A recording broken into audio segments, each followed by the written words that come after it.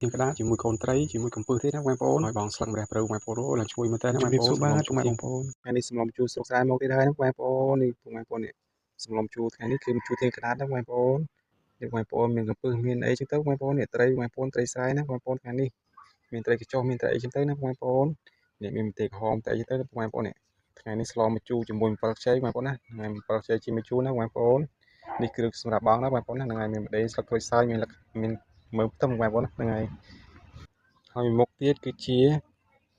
ស្លឹកម្រះព្រៅបងប្អូនកុំភ្លេចឲ្យសោះណាបងប្អូនណានឹងអត់ស្លឹកម្រះព្រៅក៏អត់ឆ្ងាញ់ដែរបងប្អូនសំខាន់ជាងគេគឺស្លឹកម្រះព្រៅនេះឯងណាបងប្អូនណាហ្នឹងហើយសម្លម្ជូរស្រុកស្រែណាបងប្អូន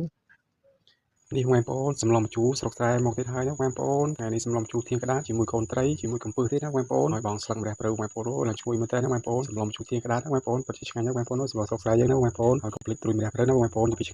ជួយទេណាបងប្អូនខ្ញុំបាទសូមអរគុណច្រើនសូមជម្រាបលាបងប្អូន